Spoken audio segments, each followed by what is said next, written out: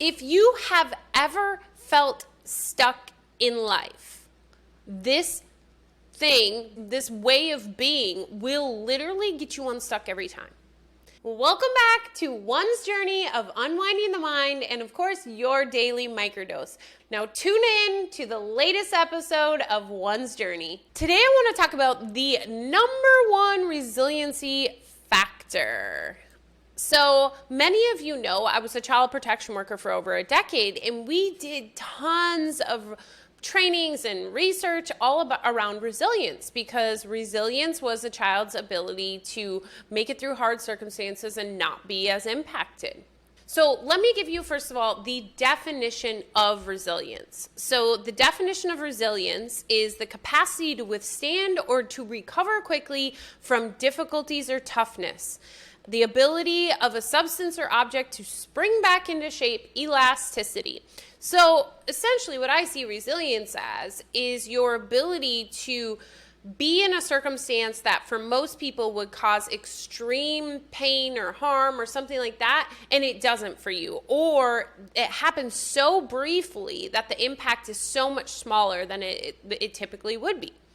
If you have ever felt stuck in life, this way of being will literally get you unstuck every time. And that is curiosity.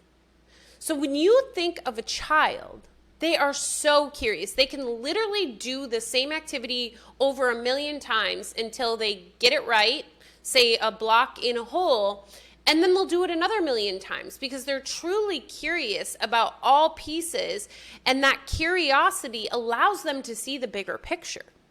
So if curiosity allows you to see the bigger picture, then in the moment of stuckness, when we get stuck, what we have done is we've pigeonholed ourselves into a certain outcome. And we've placed weight on only that outcome is the outcome that we can have, and we must get there straight. When in fact, there's many outcomes and there's many different possibilities to get to a certain outcome. But when you only see one possibility and that's the way it must be, you're not curious. You're not opening your mind to the bigger picture here, to the bird's eye view, to be able to see that there are multiple other options.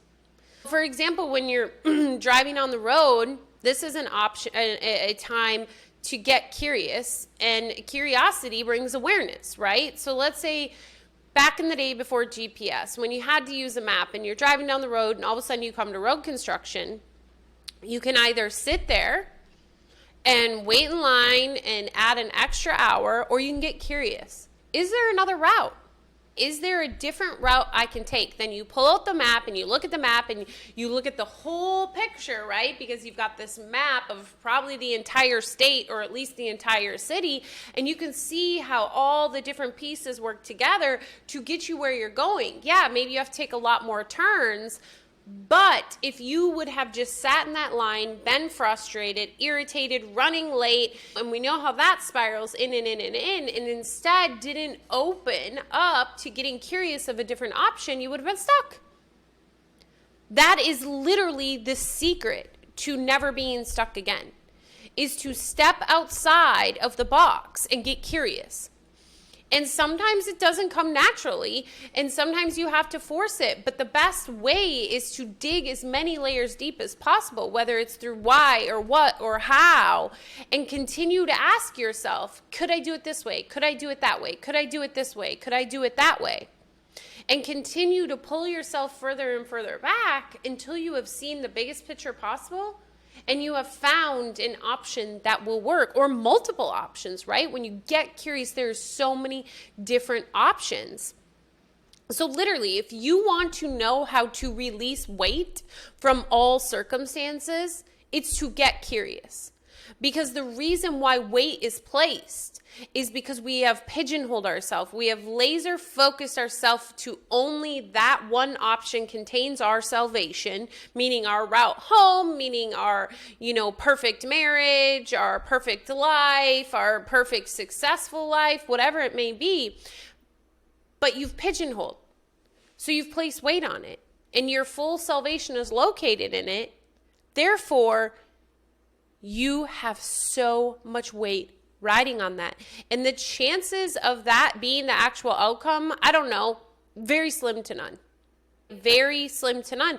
And on top of that, even just the outcome, the journey. Usually when you have such weight placed on an outcome, you already have built the journey.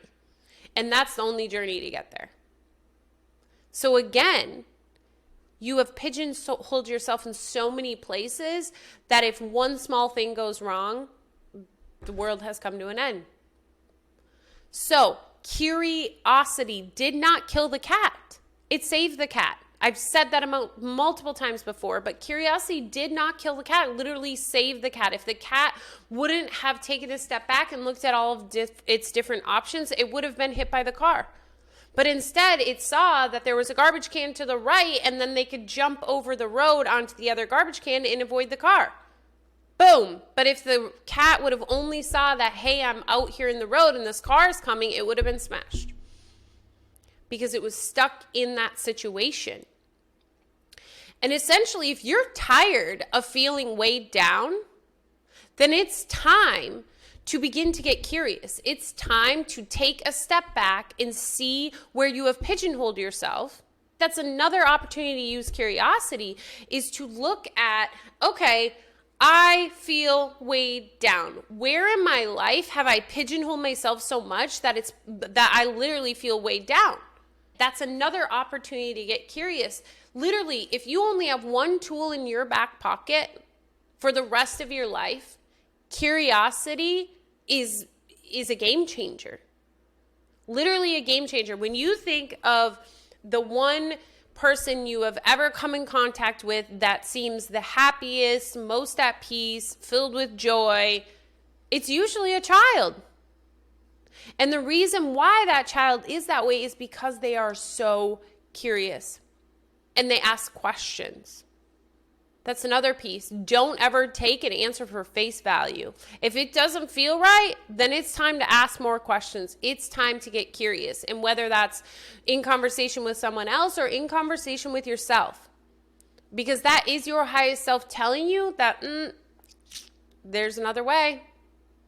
So get curious. At any point when you feel stuck or lost or just weighed down, get curious about it. Because curiosity will literally change your life. And it doesn't even need to be big things, because there is no hierarchy within here. So getting curious about a major event in your life is just as important as asking yourself, why do I wear my shoes in the house? Why do I not? Because again, you've pigeonholed yourself. Meaning if someone wears shoes in your house, it's ruined your day. You're upset. You feel like you got to wash the floors, and oh my gosh, if they wouldn't have done this and I would have said something and blah. And all of this weight is placed in an area that does not matter. It is not something that is so impactful to your life, but because, again, we project everything out from the shame and guilt of the initial separation, that we love to pigeonhole ourselves. It's our opportunity to project out what we are carrying within. It's time to stop that by getting curious. I hope this video was helpful for you today. If you know me, you know how much I love curiosity, and always coming from a place of love when you get curious, right? Not this place of I want to battle you, but this understanding, truly understanding in the manner in which you can. As always, remember you're worth it. Until next time, love you tons. Take care. Bye-bye.